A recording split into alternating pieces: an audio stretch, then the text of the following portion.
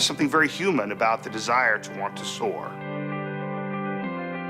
I have a 3-year-old son, and the first time he saw a plane, he looked up in the sky, he stared at it, and he was just amazed by it. It's about giving people the opportunity to do things in an aircraft that they maybe wouldn't have the opportunity, for one reason or another, to do in real life. People tell us that, oh, I could never do that. I don't know how to fly an airplane. We show you you can.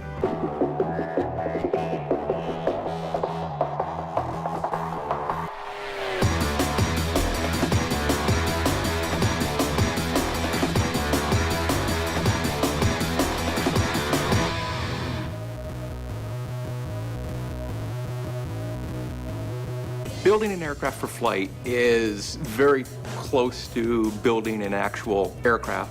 We can take 700 to 800 photos of just the exterior alone, and then another 400 to 500 photos of the interior.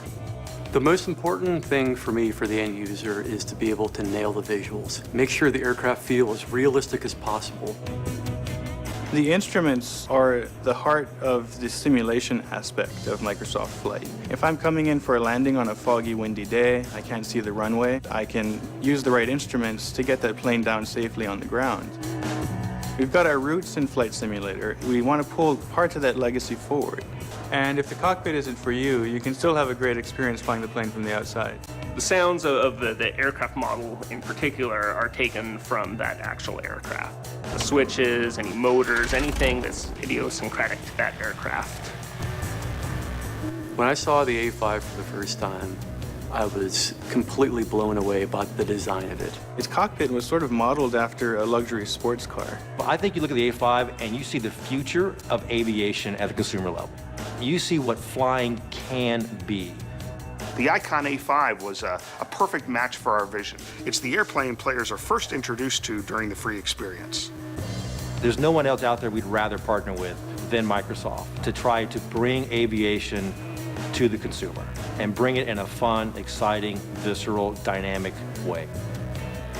The level of attention to detail that Microsoft gave to this project absolutely stunned us. We work very closely with Microsoft to make sure that every detail that's in the game is representative of the actual airplane. Icon was able to provide us some CAD drawings. It gave us a model that was definitely more accurate. We went to their facility in Tehachapi, California. Put the aircraft down, put the mics up, start recording it. We run it through its RPM paces. We apply the appropriate decals. We apply the chrome. We apply the rubber for the tire. Everything that makes it feel like a real aircraft. They created basically a virtual game for us that we were allowed to then play. And then by playing and actually flying the airplane, we were then able to give detailed feedback. And that's how we were able to get the A5 in flight to be so similar to how the A5 flies in real life. The best thing about Microsoft Flight to me is the focus on the experience of flying, not about the act of operating an airplane. That's a fundamental shift. I can do things in the game that I wouldn't be able to do in real life, but that I have a lot of fun pushing myself to do. You don't need a joystick, you don't need to use your keyboard, okay? Grab a mouse and go.